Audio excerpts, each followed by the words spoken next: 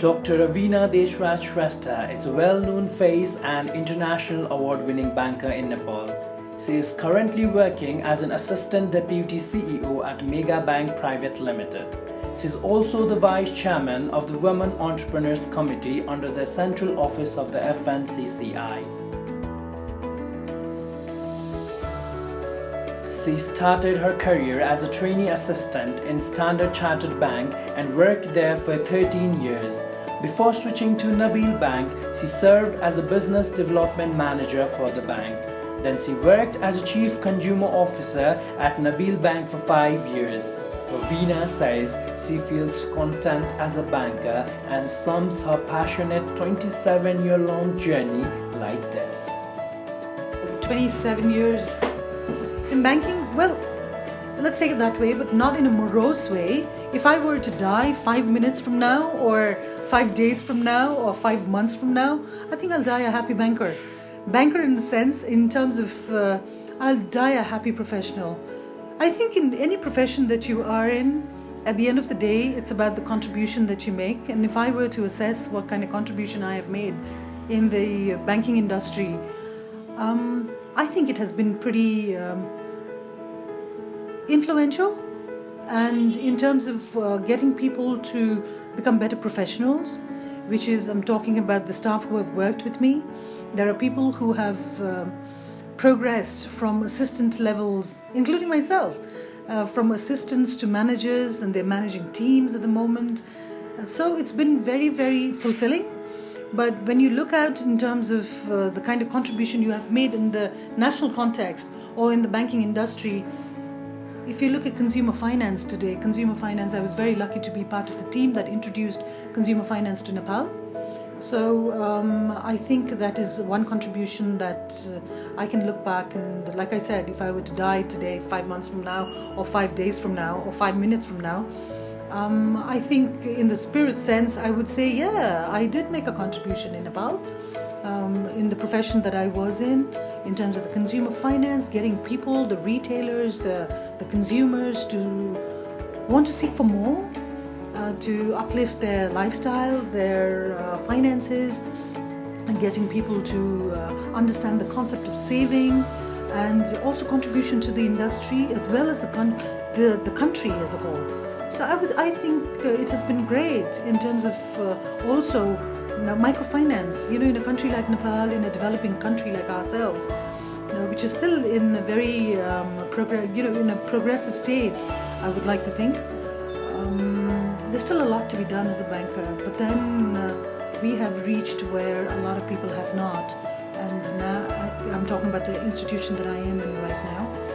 And individually as well as an institution, I think, I know that I am very fulfilled. Raveena is an established figure in the country and a huge inspiration for youths, especially women who want to step up in the banking sector to make it big.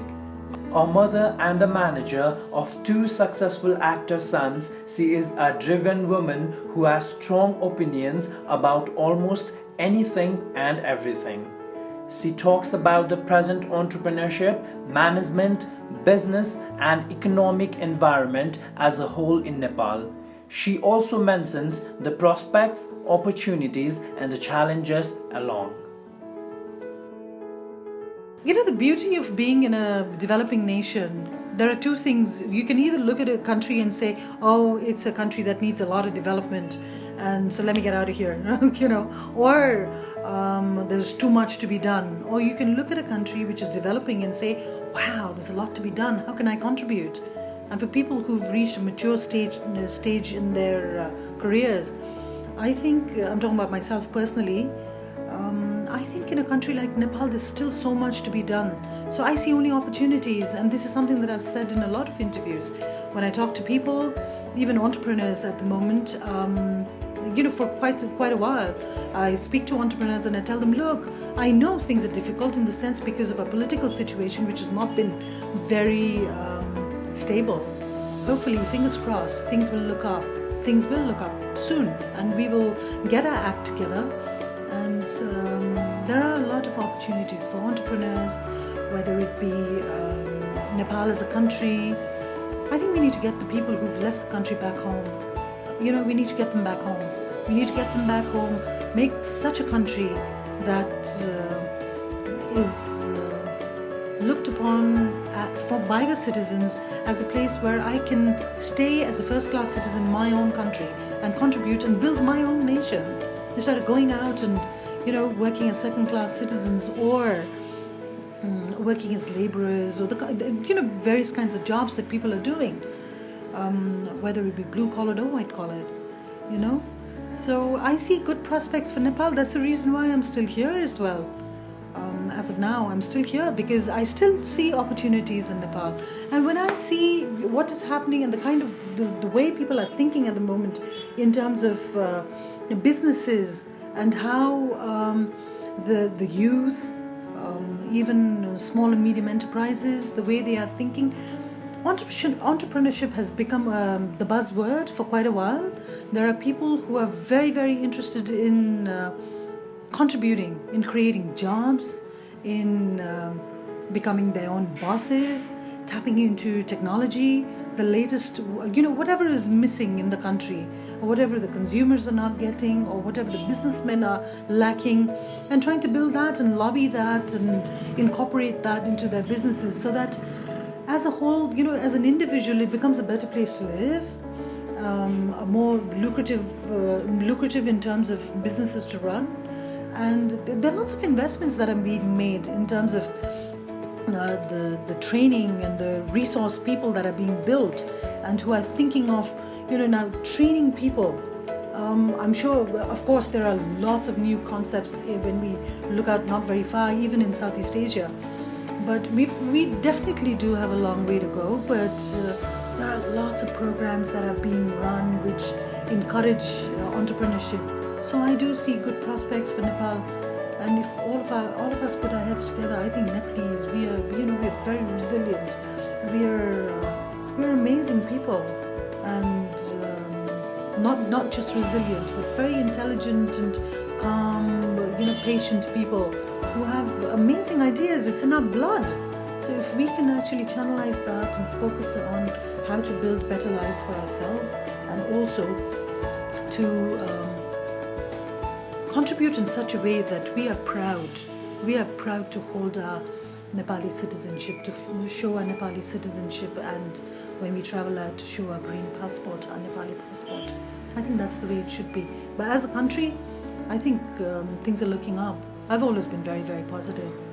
I always see light at the end of the tunnel, and more so now. Dr. Raveena has been one of the biggest supporters of People's Campus from the very beginning.